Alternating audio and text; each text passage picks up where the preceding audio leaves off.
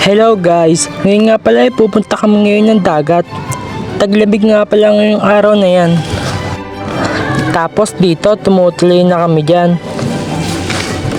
Grabe, sobrang init nga pala yung time na yan. Pawis na nga pala agad ako dyan. Papakit pa nga ako dyan oh. Medyo malapit na nga pala kami nyan sa may organic farm.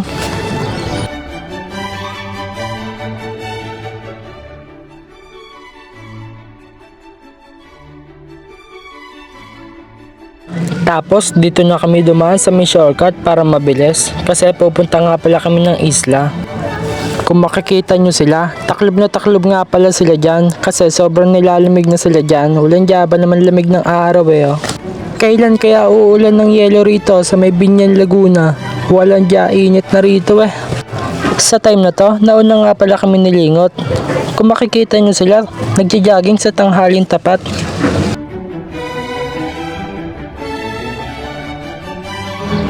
Mainit nga lang pala kaya sila natakbo. Bubili nga pala sila ngayon ng soft drinks na maiinom namin. Tapos tumambay nga lang pala muna kami dyan sa may Gedli. Nagpahinga nga muna pala kami dyan saglit.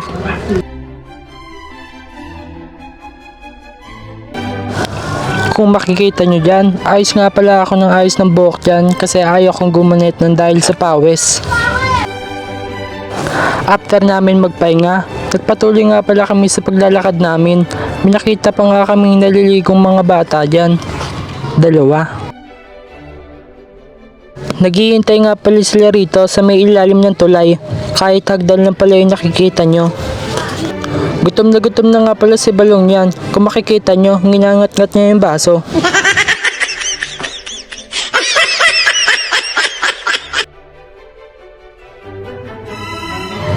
After nga pala isali ng toyo, biloksin na nga pala namin yung kakainin namin dyan.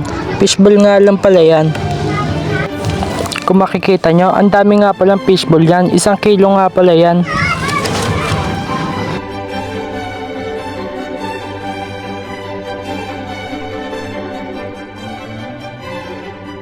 Tamang kain nga pala kami nyan sa may ilalim ng hagdan.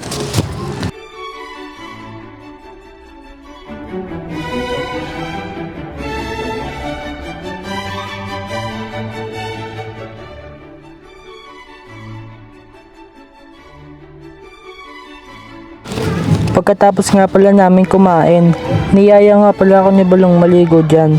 Pinilit niya nga lang pala ako, ay ako wala akong nagawa, no choice kasi sobrang tirik ng araw.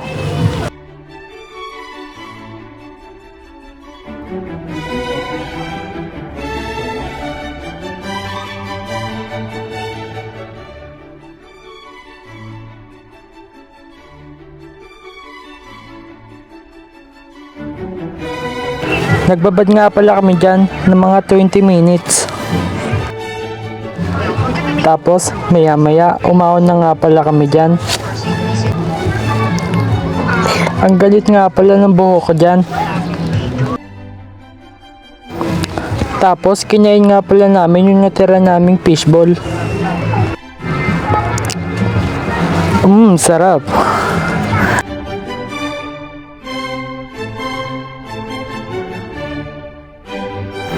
After nga pala namin kainin yung tirang fishball, nagkayayaan na nga pala kaming umuwi.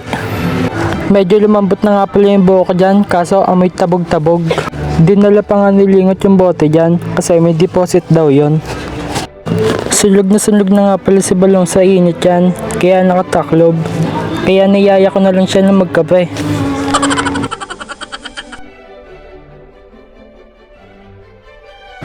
Tara, kape tayo sa tanghalin tapat.